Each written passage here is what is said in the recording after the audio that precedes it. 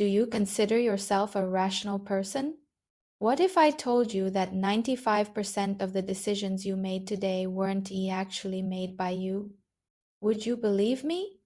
It sounds absurd, right?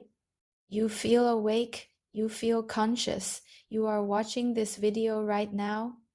But in reality, whether you think you are just browsing for a necklace or rationally analyzing which car has the best price-performance ratio, deep inside your brain, the confirm button has already been pressed for you. We think we are in the driver's seat of our lives, but actually, we might just be passengers sitting in the back. Today, we are going to talk about the one who is truly holding the steering wheel, the unconscious. And we'll explore how it disguises itself as logic to manipulate your life step by step. This is Agora AU. Welcome to my channel. So what does this boss behind the curtain look like? Here is the interesting part. Psychologists and sociologists have completely different views on the unconscious. First, there is Sigmund Freud, whom everyone knows. To him, the unconscious is like a trash can of repression. It is filled with painful memories you don't want to face and primitive desires like sex and aggression. It is irrational, and it is constantly trying to escape through slips of the tongue, dreams, or even neuroses. Then came his student Carl Jung, whose view was much grander.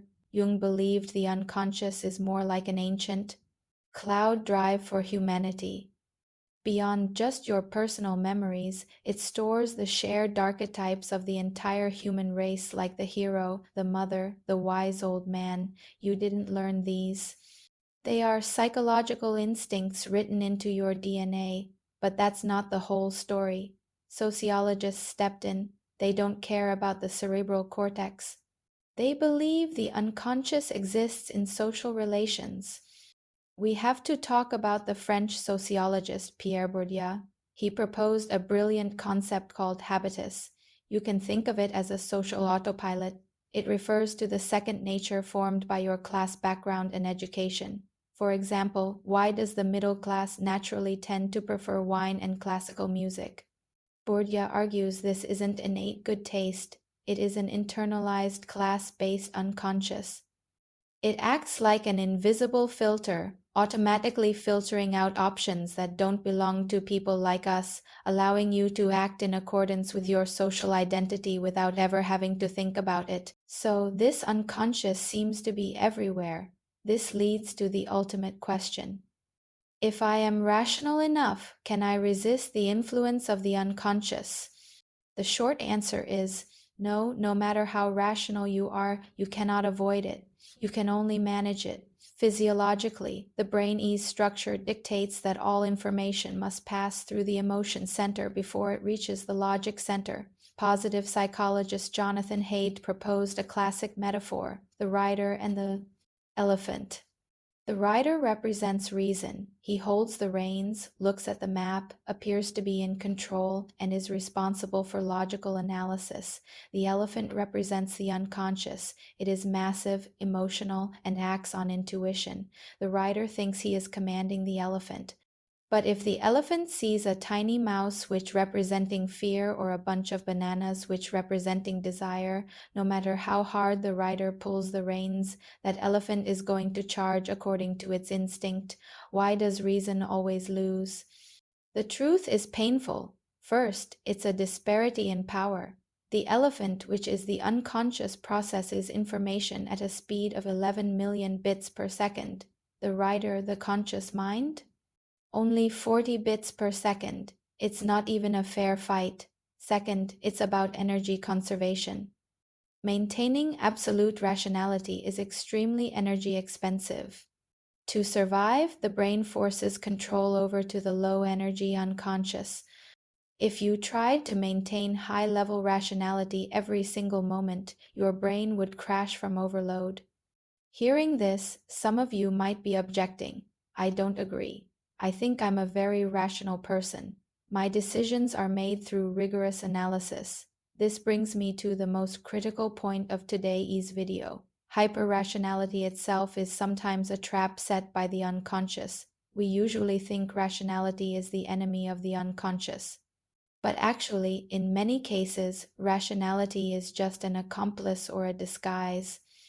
Let's break this down on 3 levels. First, on the level of psychological defense, rationality is an anesthetic to isolate pain.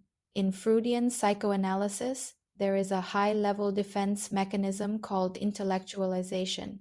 When deep down you encounter massive pain, fear, or shame to keep you from collapsing, the unconscious boots up a rationality program.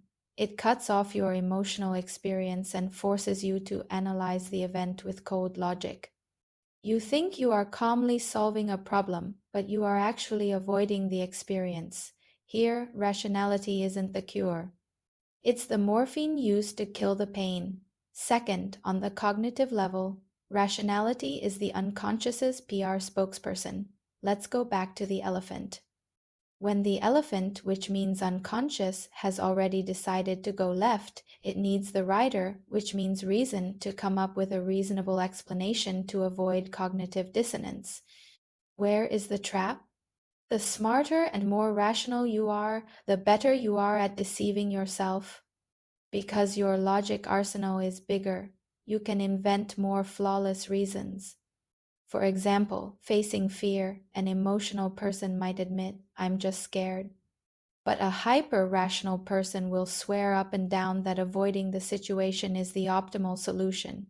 Here, rationality is just a slick lawyer hired by the unconscious. Third, on the existential level, rationality is the fear of losing control. The unconscious makes you believe that as long as everything is logical, the world is safe and controllable. But actually, this is an ultimate fear of chaos, death, and uncertainty. For instance, people who plan trips down to the minute or try to calculate the ROI in a romantic relationship deep down, their unconscious is screaming, "If I don't control everything, disaster will strike." This hyper-rationality robs them of the ability to feel joy in the moment and the resilience to face the unexpected. Trying to trap life in a rigid grid of logic is, in itself, a prison built by the unconscious out of fear. So true rationality is not about extinguishing emotion.